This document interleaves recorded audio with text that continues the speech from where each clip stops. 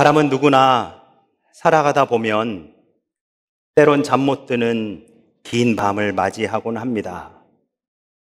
사랑하는 가족이 아프거나 아니면 사고를 당해서 큰 수술을 당했을 때, 혹은 비즈니스가 어려워져서 고민이 깊어질 때, 내 맘처럼 되지 않는 자녀들의 문제로 인해서, 그리고 다른 사람들과의 관계성 속에서 어려움에 처해 풀리지 않는 바로 그 고통 가운데 신음하고 있을 때, 누구나 잠들지 못하는 긴 밤을 경험하게 됩니다.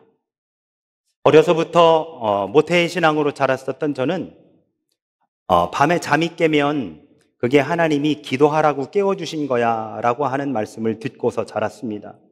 그게 정답인지 아닌지, 맞는 건지 틀린 건지 하고는 관계없이 그런 말씀을 듣고 자라서 그런지 중간에 자다가 잠이 깨면 기도하려고 노력은 해봅니다만, 만약에 지금 제가 말씀드렸었던 이런 문제나 어려움들로 인해서 잠이 깨면 기도가 나오기는커녕 한숨부터 나오는 것이 인지상정이지요. 그런데 여러분, 그렇게 그 긴 밤에 중간에 잠이 깨어 혼자 거실 소파에 혹은 책상 의자에 아니면 식탁 의자에 걸터 앉아 있을 때, 어쩌면 그때 가장 힘든 것은 지금 제가 열거해드렸었던 그런 문제들이라든지, 아니면 제가 열거하지 않았었던 그 외의 문제들이라 할지라도, 그러한 문제들이 우리를 힘들게 하는 것이 아니라 바로 그때, 그 순간 내 곁에 아무도 없다고 느껴지는 바로 그 외로움이 어쩌면 가장 힘든 것이 아닐까라고 하는 생각을 해보게 됩니다.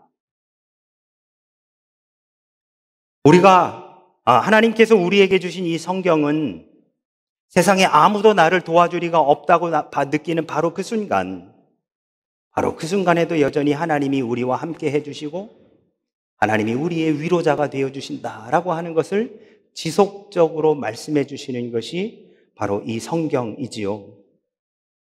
오늘 본문은 깊은 탄식과 후회, 그리고 큰 흑암과 두려움에 빠져 잠 못 드는 깊은 밤을 마주하고 있는 이 아브람에 대한 말씀입니다. 여러분, 오늘 성경에 등장하는 사람의 이름은 아브라함이 아니라 아브람입니다. 이제부터는 너의 이름을 아브람이라 하지 말고 아브라함이라 하라라고 하는 바로 그 이전에 일어났었던 일이지요. 그러다 보니 하나님과 영적으로 더 깊은 교제가 있기 전에 있었던 일이다라고 우리는 그렇게 이해할 수 있는데요. 그 깊은 밤, 잠 못 드는 그 아브람에게 아무도 날 도와줄이 없다고 느껴지는 그 절망적인 그 순간에 하나님께서 아브람을 찾아오셔서 그와 약속해 주시고, 그리고 그 약속을 이루어 가시는 것, 바로 그것이 오늘 본문 전체의 내용입니다. 그래서 조금 길어도 창세기 15장 전체를 우리가 같이 함께 교독하였습니다. 1절을 보니까 이렇게 말씀합니다. 이후에 여호와의 말씀이 환상 중에 아브라함에게 임하여 이르시되 아브라함아 두려워하지 말라. 나는 내 방패요 너의 지극히 큰 상급이니라 하고 그렇게 말씀하고 있습니다. 그 깊은 밤 홀로 잠 못 들고 있는 아브라함에게 다가오신 하나님이 하셨던 첫 번째 말씀, 두려워하지 말라. 두려워하지 말라. 내가 너의 방패가 되고 내가 너의 큰 상급이 되리라. 창세기 12장을 보면 아브라함은 하나님의 부르심 앞에 자신의 가족들과 조카인 롯, 그리고 롯의 가족들과 함께 갈대아 우르를 떠나 가나안 땅으로 오게 됩니다. 그런데 여기서 말하는 가나안 땅은 이스라엘 백성들이 출애굽을 하고 나서 요단을 건너 차지한 그 가나안 땅, 그 넓은 땅이 아니고요, 가나안 땅 중에 아주 일부를 말하는 것입니다. 그런데 그 일부의 땅에 들어와서 살려다 보니까 자신과 자신의 가족들, 그리고 가축들, 그리고 조카 롯과 롯의 가족들, 그리고 그 가축들이 함께 살기에 이 땅이 좀 좁은 거예요. 그러다 보니 아브라함이 기도하면서 자신의 조카인 롯에게 뭐라고 제안을 하냐면, 내가 우하면 내가 좌하고 내가 좌하면 내가 우하리라 라고 그렇게 이야기를 하죠. 이러한 삼촌 아브라함의 제안에 롯은 그때 당시 비옥한 땅이었던 소돔에서 살겠다라고 선택을 합니다. 이후 아브라함은 헤브론에 거주하며 살아가지요. 그런데 아브라함에게는 해결되지 않은 인간적 고뇌가 있었습니다. 그것은 바로 자식이 없다는 거였어요. 자기의 자식이 없었다라고 하는 것입니다. 1절에서 하나님께서 아브라함아 두려워하지 마라. 내가 너의 방패가 되고 내가 너의 상급이 되리라 라고 했더니 아브라함이 하나님께 하는 얘기가 뭐냐면 하나님 저한테 뭐 더 주시려고요? 주셔봤자 아무 소용이 없어요. 제가 그것을 물려줄 상속자가 없습니다. 상속자라고 해봤자 엘리에셀밖에 없어요. 라고 하나님께 이야기하는 거예요. 여러분 이렇게 한번 생각해 보시죠.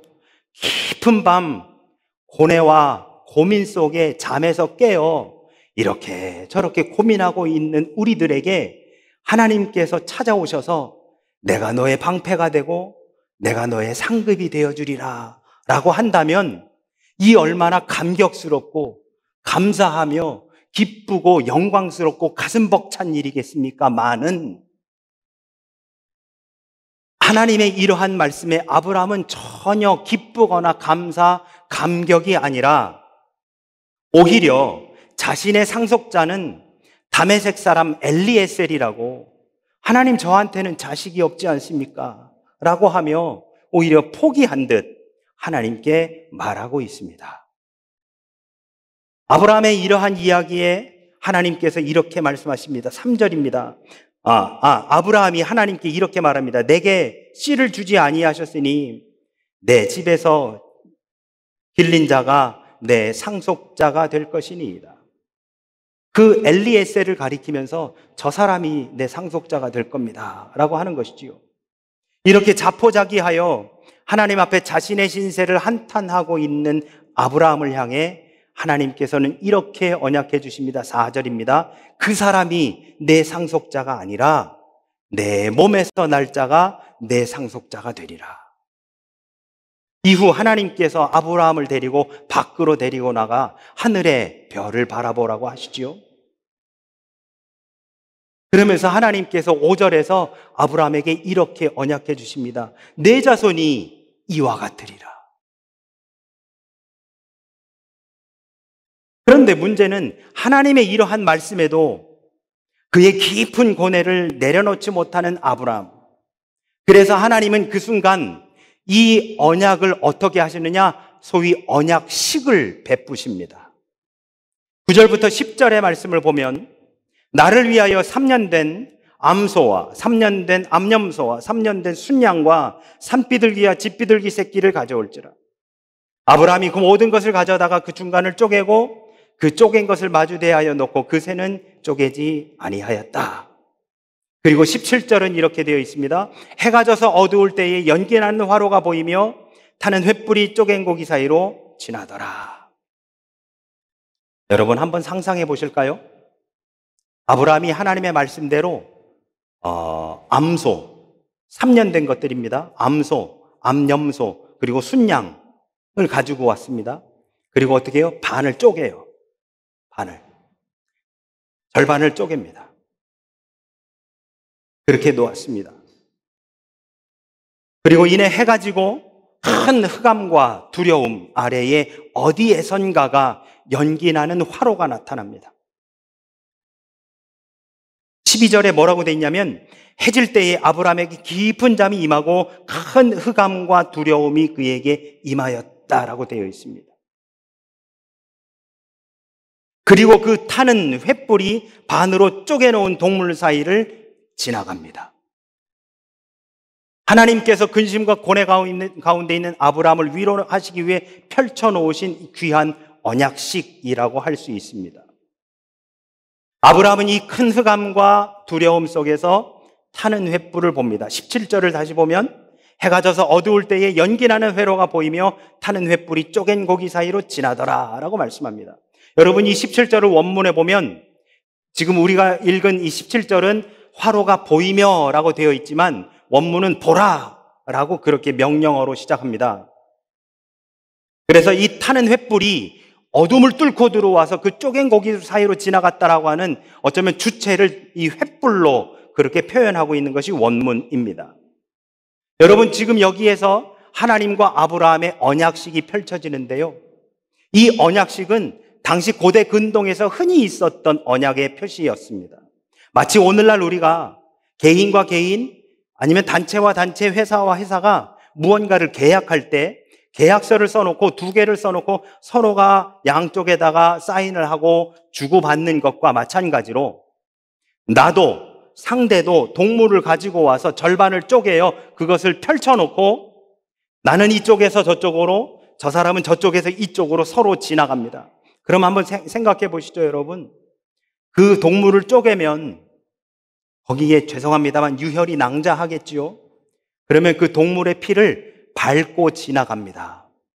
그래서 그 핏자국이 발자국이 되어서 되도록 만드는 거예요. 마치 도장을 찍는 것과 같은 느낌이 되는 것입니다. 또 한 가지 무엇이냐?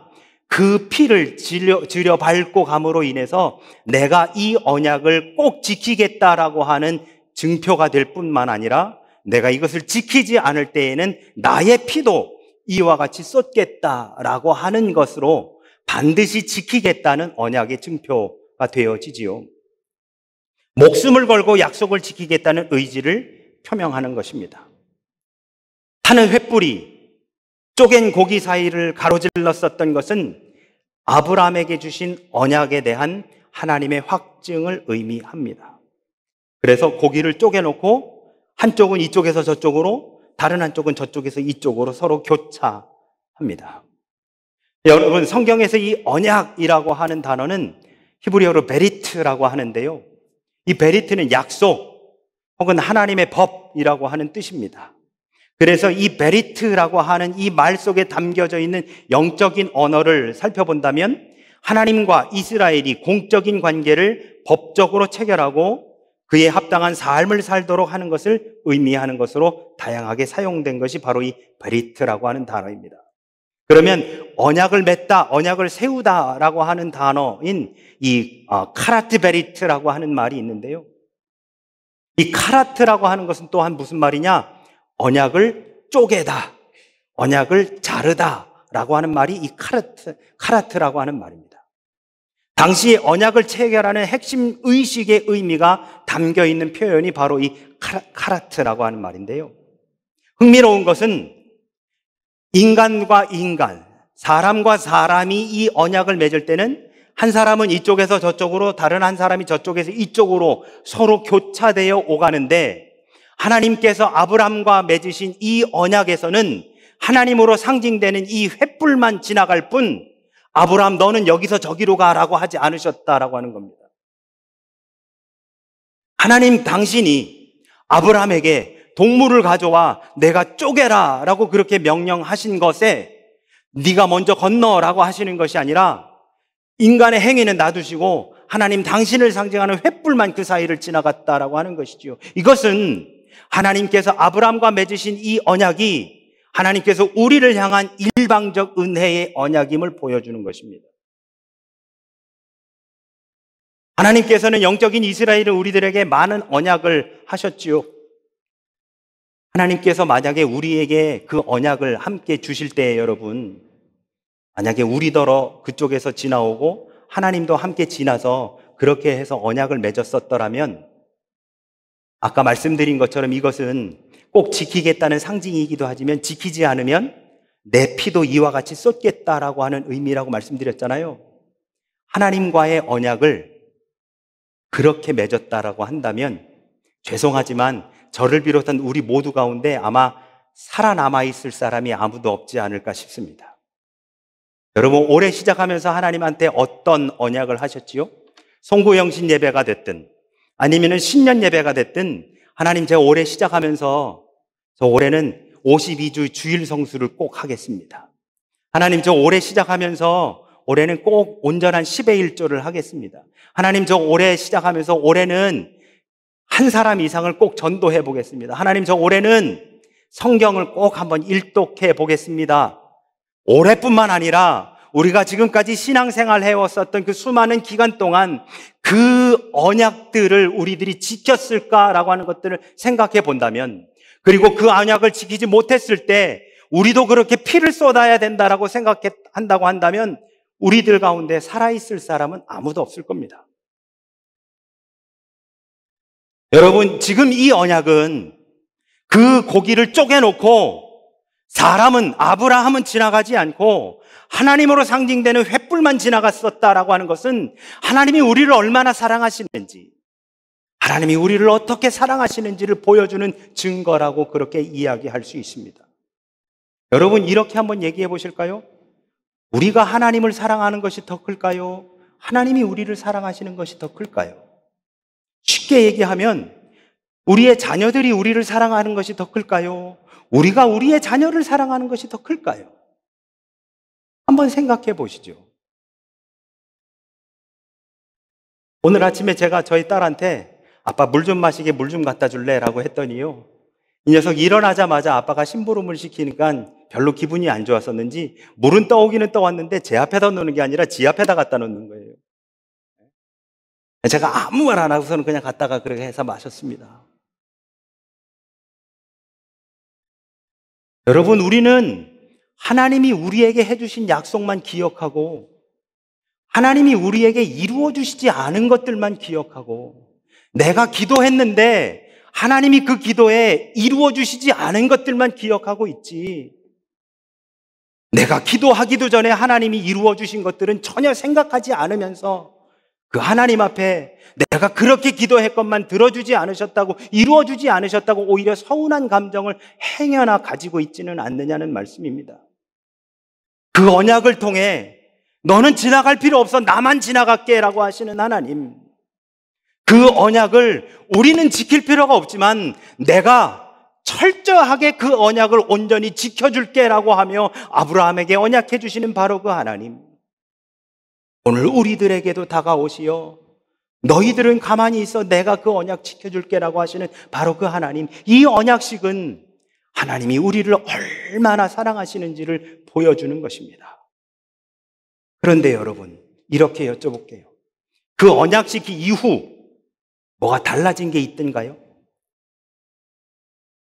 깊은 고뇌와 시름 속에 그 긴 밤을 뜬 눈으로 세우면서 그렇게 힘들어하고 있었던 아브라함에게 찾아오시어 내가 너의 방패고 내가 너의 상급이다 라고 말씀하시는 하나님, 그래서 너는 이렇게 준비하면 나 혼자서 거기 지나갈게 라고 언약식까지 다 해주셨건만, 그리고 나서 날이 새어 그 다음 날 되었을 때 뭔가 달라진 게 있더냐는 말씀입니다. 여러분, 오늘 읽은 성경 15장 바로 다음 장인 16장을 보면 어떤 내용이 나오느냐? 아브라함이요, 아들을 낳아요. 그런데 자신의 조강지처인 사레를 통해 가지고 낳는 게 아니고 사레의 몸종인 하갈을 통해 가지고 아들을 낳는 장면이 16장에 나옵니다. 그리고 그로부터 무려 14년이 지난 후, 왜냐하면 16장 제일 마지막에 그때의 아브라함의 나이가 86세라라고 성경은 기록하고 있습니다. 그러니까 아브라함이 이삭을 100세에 얻었으니까 그로부터 14년이 얻은 후에야 사레의 몸에서 이삭을 보게 되어지는 것이지요. 달라진 게 아무것도 없습니다. 하나님이 언약해 주셨건만, 심지어 그 언약식까지 해 주셨건만 날이 새어 다음 날이 되었더니 아무런 달라진 게 없어요. 아브라함이 하나님의 명령에 따라서 그 언약식을 준비해서 행하여 순종하는 마음으로 하나님께서 무언가를 해주시겠지 기대하는 마음으로 그 언약식까지 했건만, 그래서 그 흑암과 두려움 가운데에 횃불이 나타나 그 쪼갠 고기 사이로 지나가는 것까지도 생생히 쳐다보았었건만 그 다음 날이 밝았는데 아무것도 이루어지는 게 없다라는 것이죠.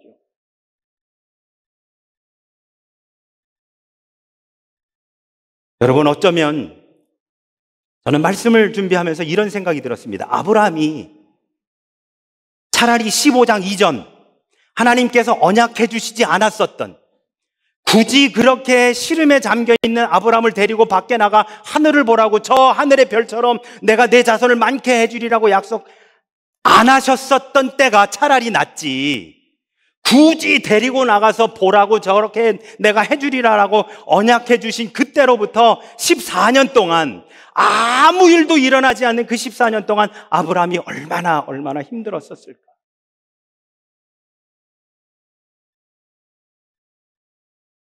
하나님께서 저 하늘 보라고, 저 하늘의 별과 같이 내 자손을 많게 해주리라고 말씀하신 이후 아무것도 진행되어지지 않았었던 그 14년이 오히려 그 이전보다 훨씬 더 힘들었었을 것이다 라고 하는 것이지요.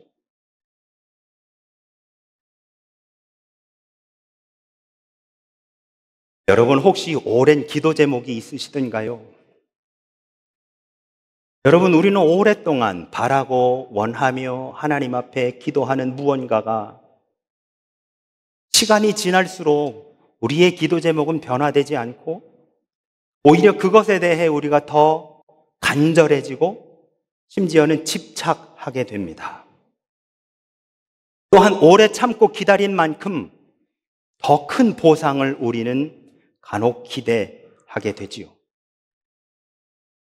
그런데 하나님께서 아브라함을 그렇게 기다리게 하신 이유, 굳이 언약해달라고 요청하지도 않았는데 데리고 나가 그 하늘의 별들 보여주시며 그리고 그 언약을 이루어주겠다고 언약식까지 굳이 하시면서 이후 14년을 더 하나님께서 기다리게 하신 이유는 도대체 뭘까? 아브라함이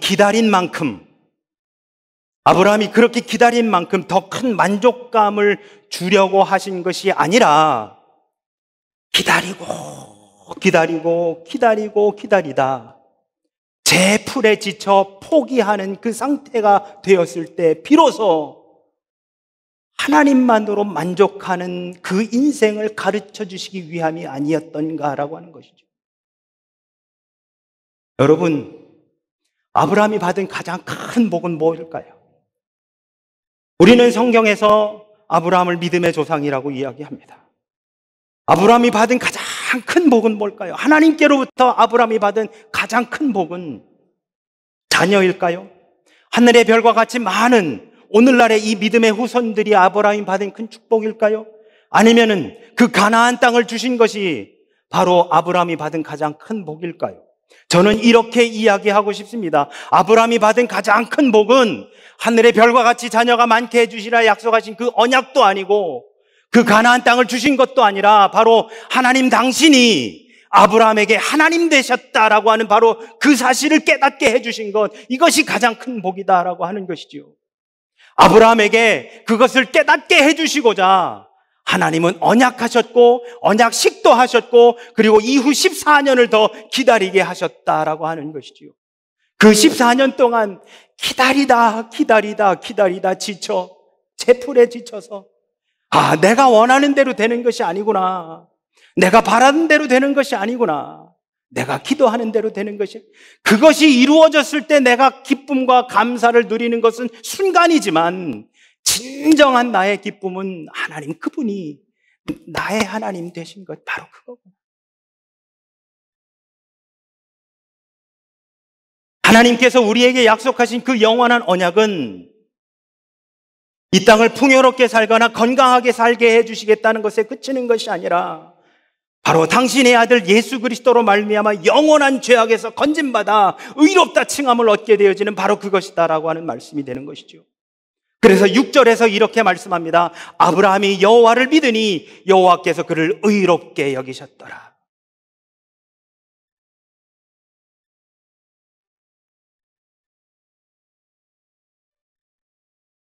사랑하는 우리 영광의 성도 여러분, 예수 그리스도의 고난을 그리고 죽음을 그리고 부활을 묵상하며 기다리는 사순절을 우리는 지나갑니다. 이 사순절을 지나가며 저 역시도 하나님 앞에 기도하는 기도의 제목이 있습니다. 여러분, 그런데 우리가 이 기도 제목이 이루어져야 하나님이 우리를 사랑하시는 거고, 이 기도 제목이 이루어지지 않으면 하나님이 우리를 사랑하시지 않는 게 아니잖아요. 그 기도 제목이 이루어지면 더할 나위 없이 좋죠. 그래서 그 기도 제목을 가슴에 품고 때로는 기도하고 때로는 한밤중에 일어나 하나님 앞에 푸념 섞인 이야기로 한숨 쉴 때도 저도 있습니다. 그런데 여러분, 진짜 중요한 건 내가 하는 그 기도 제목이 이루어지는 게 아니라 하나님 그분이 나의 하나님 되셨다는 거예요. 죄로 인해 죽을 수밖에 없었던 우리가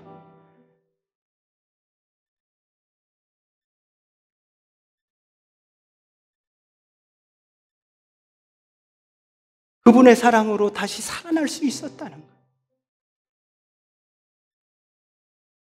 어쩌면 그것에 대한 감격과 감사와 그 벅참이 이제는 무디어진 우리들을 바라보면서 하나님께서는 때론 이렇게 해줄게, 때론 저렇게 해줄게 라고 우리에게 다가오시지는 않는지, 그렇게 다가와 주시는 바로 그 하나님은 뭘 원하시는, 내가 이렇게 해줄 테니까 내가 너의 하나님이라는 것을, 내가 이렇게 해줄 테니까 예수가 너의 그리스도라는 것을 인정하고 고백하렴. 하나님께서 우리의 하나님이 되어주셨습니다. 예수님께서 우리의 구원자가 되어주셨습니다. 하나님께서 우리의 하나님이 되어주셔서 광야에서든 세속적인 도시 한복판에서든 우리를 지키시고 인도하시며 보호해 주시는 줄로 믿습니다. 아브라함이 바랄 수 없는 중에도 믿음으로 하나님의 약속을 바라며 믿음을 지켰었던 것처럼 우리의 삶의 자리를 믿음의 눈으로 보면 하나님의 섭리가 그 구석구석에 있음을 우리는 또한 믿음으로 고백할 수 있는 것이지요. 여러분, 그 다른 무엇이 아니라 하나님이 우리의 하나님 되심으로 기뻐하며 감사하시는 저와 우리 모두가 되시기를 주의 이름으로 축원합니다. 예수님이 우리의 구원자 되셨음으로 말미암아 기뻐하며 즐거워하는 저와 우리 모두가 되시기를 주의 이름으로 축원합니다. 그리고 그분이 걸어가신 바로 그 길, 예수님 걸어가신 그 길을 이제는 내가 따라가겠습니다 결단하며 따라 나가시는 저와 우리 모두가 되시기를 예수 그리스도 이름으로 축원합니다. 아멘, 아멘.